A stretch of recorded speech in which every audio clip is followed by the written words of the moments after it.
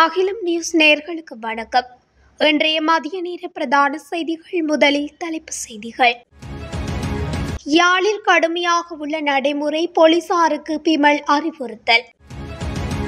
இலங்கையில் ஏற்படுத்தப்படவுள்ள 2 புதிய நீதிமன்றங்கள். ஓடும் பேருந்தில் இருந்து தவறி விழுந்து இளைஞன் பலி, தமிழர் பகுதியில் துயரம். முன்னாள் எம்பிக்களின் ஓய்வூதியத்தை ரத்து செய்ய தீர்மானம். மக்கள் பட்டினியால் தவித்த போது 5 கோடியில் வீடு திருத்திய மஹிந்த. குடும்ப தகராறில் பயங்கரம், மனைவியின் உயிரை பறித்த கணவன். 5 மாவட்டங்களுக்கு மண் சரிவு அபாய எச்சரிக்கை. சசீந்திர ராஜபக்சவின் விளக்கமறியல் 22ஆம் தேதி வரை நீடிப்பு. இலங்கையில் பெரும் துயரம், 3 பிள்ளைகளுடன் தாயெடுத்த விபரீத முடிவு. தொடர்வன விரிவான செய்திகள். யாழ் மாவட்டத்தில் செயற்பட்டு வரும் சாரதி பயிற்சி பாடசாலைகளின் தகுதி குறித்து போலீசார் கடுமையாக கண்காணிக்க வேண்டும் என போக்குவரத்து, நெடுஞ்சாலைகள் மற்றும் துறைமுகங்கள், சிவில் விமானங்கள் சேவைகள் அமைச்சர் பிமல் ரட்நாயக்க போலீஸ் அதிகாரிகளுக்கு அறிவுறுத்தியுள்ளார். விபத்துகளில் அதிகளவில் தமிழ் மக்களே பலியாகி வருவதும் புள்ளி விபரங்களில் அறிய முடிகின்றது. எனவே சாரதி பயிற்சி நிலையங்கள் தொடர்பில் அதிக அக்கறை செலுத்த வேண்டியுள்ளதாகவும் அமைச்சர் தெரிவித்துள்ளார். இதன்போது கருத்து கூறிய யாழ் மாவட்ட உதவி போலீஸ் அத்தியட்சகர், யாழ்ப்பாணத்தில் நடக்கும் கூடியளவான விபத்துக்கள் இருசக்கர வாகனங்களால் ஏற்படுகின்றன. குறிப்பாக எப்சட் மோட்டார் சைக்கிள்களின் அதிவேக சாரதித்துவமே விபத்துக்களை அதிகளவு ஏற்படுத்தியதாக தகவல்கள் கூறுகின்றன. மேலும் பிரதான வீதிகளில் அதிவேகத்தில் பயணிக்கும் மோட்டார் சைக்கிள்கள் கிளை வீதிகளுக்கு திரும்பும் சந்தர்ப்பங்களிலும், கிளை வீதிகளில் இருந்து பிரதான வீதிகளுக்கு பிரவேசிக்கும் சந்தர்ப்பங்களில் தான் இந்த விபத்துகளும் மரணங்களும் சம்பவிக்கின்றன. விபத்துகளில் அதிகளவில் தமிழ் மக்களே பலியாகி வருவதும் புள்ளி விபரங்களில் அறிய முடிகின்றது. எனவே சாரதி பயிற்சி தொடர்பில் அதிக அக்கறை செலுத்த வேண்டியதாக உள்ளது என்றும் சுட்டிக்காட்டியிருந்தார். இதேவேளை யாழ் மாவட்ட மோட்டார் போக்குவரத்து பொறுப்பதிகாரி, யாழ் மாவட்டத்தில் 13 சாரதி பயிற்சி நிலையங்கள் பதிவு செய்யப்பட்டு செயற்பட்டு வருகின்றன. இவற்றுள் 2 பயிற்சி நிலையங்கள் அனுமதியை மீள்புதிப்பு செய்யாதிருக்கின்றன. அவை குறித்து போலீசாருக்கு நடவடிக்கை எடுக்குமாறு அறிவுறுத்தப்பட்டுள்ளது என தெரிவித்தார். இந்நிலையில் குறித்த பயிற்சி நிலையங்கள் முறையாக பயிற்சி வழங்குகின்றனவா அல்லது முறைகேடுகள் இருக்கின்றனவா என்பது குறித்து போலீசார் உன்னிப்பாக அவதானம் செலுத்த வேண்டும். அதே நேரம் வாகனங்களின் தரம், பாதுகாப்பு அமைப்புகளின் அவசியம், தூர சேவை வாகனங்களுக்கு 48 மணி நேர செல்லுபடியாகும் சோதனை சான்றிதழ், இருக்கைப்பட்டிகள் உள்ளிட்டவற்றின் அவசியம் குறித்தும் சோதனைகள் முன்னெடுக்கப்பட்டு விபத்துக்களை கட்டுப்படுத்த முயற்சிக்க வேண்டும் என்றும் அமைச்சர் வலியுறுத்தியிருந்தமை குறிப்பிடத்தக்கது. லஞ்சம் மற்றும் ஊழல் தொடர்பான வழக்குகளை விசாரிப்பதற்காக 2 புதிய உயர் நீதிமன்றங்கள் ஏற்படுத்தப்பட உள்ளன. லஞ்சம் அல்லது ஊழல் குற்றச்சாட்டுகளை விசாரிக்கும் ஆணைக்குழு இந்த விடயத்தை கூறியுள்ளது. தனியார் தொலைக்காட்சியொன்றில் நேற்று இரவு ஒளிபரப்பான அரசியல் விவாத மேடை நிகழ்ச்சியில் பங்கேற்ற லஞ்சம் ஊழல் குற்றச்சாட்டுகளை விசாரிக்கும் ஆணைக்குழு இயக்குனர் ஜெனரல் ரங்க திசாநாயக்க இதனை தெரிவித்துள்ளார். புதிய நீதிமன்றங்கள் அடுத்த வாரத்துக்குள் செயற்பட திட்டமிடப்பட்டுள்ளதாகவும் அவர் குறிப்பிட்டுள்ளார். ஆடை நிறுவன ஊழியர்களை ஏற்றிச் சென்ற பேருந்தில் இருந்து இளைஞன் ஒருவர் தவறி விழுந்து உயிரிழந்துள்ளார். குறித்த துயர சம்பவம் நேற்று இரவு கிளிநொச்சி காவல்துறை பிரிவுக்குட்பட்ட ஒருத்திரபுரம் வீதியின் 8 கால்வாய் பகுதியில் இடம்பெற்றுள்ளது. ஒருத்திரபுரத்தைச் சேர்ந்த 26 வயதான இளைஞனே இந்த சம்பவத்தில் உயிரிழந்துள்ளார். கிளிநொச்சி உருத்திரபுரம் வீதியின் 8 கால்வாய் பகுதியில் அரவியார் நகரில் இருந்து உருத்திரபுரம் நோக்கி சென்ற பேருந்திலிருந்து நேற்று இரவு பயணியொருவர் தவறி விழுந்துள்ளார். ஆடை நிறுவன ஊழியர்களை ஏற்றிச் சென்ற பேருந்திலிருந்தே இளைஞன் தவறி விழுந்துள்ளார். விபத்தில் காயமடைந்த நபர் கிளிநொச்சி வைத்தியசாலையில் சேர்க்கப்பட்ட பின்னர் உயிரிழந்துள்ளார். சடலம் கிளிநொச்சி வைத்தியசாலையின் பிரேத அறையில் வைக்கப்பட்டுள்ளது. 5 வருடம் நாடாளுமன்ற உறுப்பினர்களாக இருந்தவர்களின் ஓய்வூதியத்தை ரத்து செய்வதற்கு தீர்மானம் எடுக்கப்பட்டிருப்பதாக தகவல் வெளியாகியுள்ளது. குறித்த விடயத்தினை சுகாதார மற்றும் ஊடகத்துறை அமைச்சர் நலிந்த ஜேதிச தெரிவித்துள்ளார்.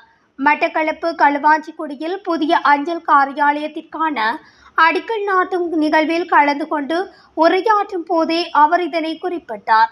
கடந்த 30 வருடங்களாக அரசு சொத்துக்களையும் இடங்களையும் அனுபவித்து வந்த தலைவர்கள் தற்போதே அவர்களுடைய சொந்த வீடுகளுக்கு சென்று கொண்டிருப்பதாக அவர் மேலும் சுட்டிக்காட்டினார். இதேவேளை பொருளாதாரம் வீழ்ச்சி அடையும் என எதிர்க்கட்சி தலைவர் சஜித் பிரேமதாசவும் எதிர்க்கட்சியினரும் கூறி வருவதாக நலிந்த ஜேதிச குறிப்பிட்டார். எனினும் அரசாங்கத்தின் செயற்பாடுகள் காரணமாக பொருளாதாரம் வளர்ச்சி அடைந்திருப்பதை தாம் மக்களுக்கு காட்டியுள்ளதாக அவர் மேலும் தெரிவித்துள்ளமை குறிப்பிடத்தக்கது.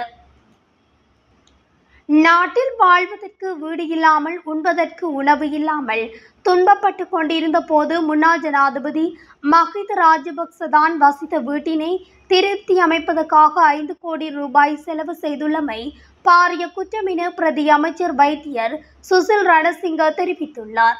கிராமிய வீதிகளை திருத்தி அமைக்கும் அரசாங்கத்தின் பாரிய வேலைத்திட்டத்தின் கீழ் அனுராதபுரம் தலாவ பிரதேச சபையின் நிர்வாக எல்லைக்குட்பட்ட எப்பாவள கல்விடு வாகம வீதியினை 75 மில்லியன் ரூபாய் செலவில் திருத்தி அமைக்கும் பணிகளை அண்மையில் ஆரம்பித்து வைத்த பின்னர் மக்கள் சந்திப்பில் உரை நிகழ்த்திய போதே பிரதி அமைச்சர் இதனை தெரிவித்தார். அனுராதபுரம் மாவட்டத்தில் உள்ள குறைந்த வருமானங்களுடைய குடும்பங்களுக்கு புதிதாக 150க்கும் அதிகமான வீடுகள் அமைப்பதற்காக 1400 லட்சம் ரூபாய் நிதி செலவிடப்பட்டதை கொஞ்சம் சிந்தித்து பாருங்கள். ஆகையால் ஓய்வு பெற்ற முன்னாள் ஜனாதிபதி மற்றும் பாராளுமன்ற உறுப்பினர்கள் அனைவருக்கும் வழங்கப்பட்டு வந்த ஓய்வூதியம் இனிமேல் வழங்கப்பட மாட்டாது. அந்த அனைத்து நிதியம் மக்கள் நலனுக்காக பயன்படுத்தப்படும். நாட்டின் கோடிக்கணக்கான சொத்துக்கள் மற்றும் நிதியினை சூறையாடியவர்களுக்கு உரிய தண்டனை வழங்கப்படும். அதில் எந்த மாற்று கருத்தும் இல்லை என்றும் அவர் குறிப்பிட்டார். மேலும் ஜனாதிபதி அனுர அரசாங்கம் மக்களுக்கு வழங்கிய வாக்குறுதிகளை உரிய முறையில் நிறைவேற்றும் என பிரதி அமைச்சர் சுசில் ரணசிங்க மேலும் தெரிவித்தார்.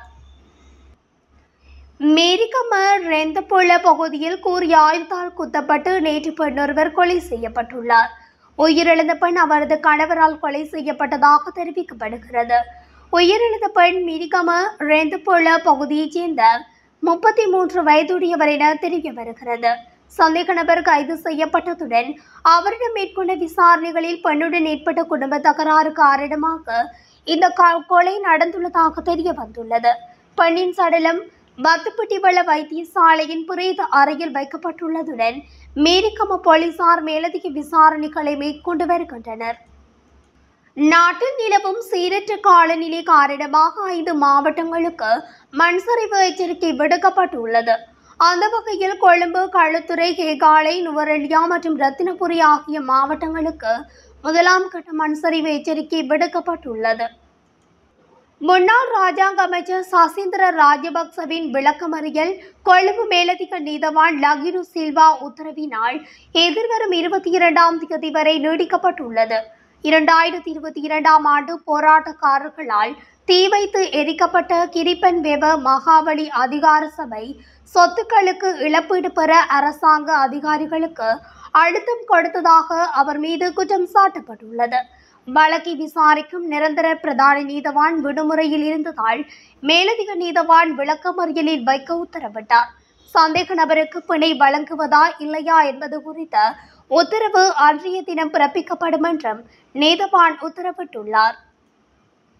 கண்டி உடதும்பர தலகுனே பகுதியில் தாயொருவர் தனது 3 பிள்ளைகளுக்கு விஷம் கொடுத்துவிட்டு தானும் உயிரை மாய்த்துள்ளதாக போலீசார் தெரிவித்தனர். 32 வயதான தாய் உயிரிழந்த நிலையில் பிள்ளைகள் மருத்துவமனையில் சிகிச்சைக்காக அனுமதிக்கப்பட்டுள்ளனர். 34 வயதான கணவர் 2 நாட்களுக்கு முன்பு உயிரிழந்துள்ளார். அவர் இரத்த புற்றுநோயால் பாதிக்கப்பட்ட நிலையில் உயிரிழந்துள்ளார். இந்த நிலையில் 12, 10 மற்றும் 5 வயதுடைய 3 ஆண் பிள்ளைகளும் இரத்த புற்றுநோயால் பாதிக்கப்பட்டுள்ளதாகவும் கூறப்படுகிறது. எனினும் பிள்ளைகள் தற்போது உடுத்துப்புற மருத்துவமனையில் சிகிச்சை பெற்று வரும் நிலையில் உயிருக்கு எந்த ஆபத்தும் இல்லை என தெரிவிக்கப்படுகிறது. உயிரிழந்த பெண்ணும் மனநல பாதிப்புக்காக சிகிச்சை பெற்று வந்ததாகவும் கூறப்படுகிறது.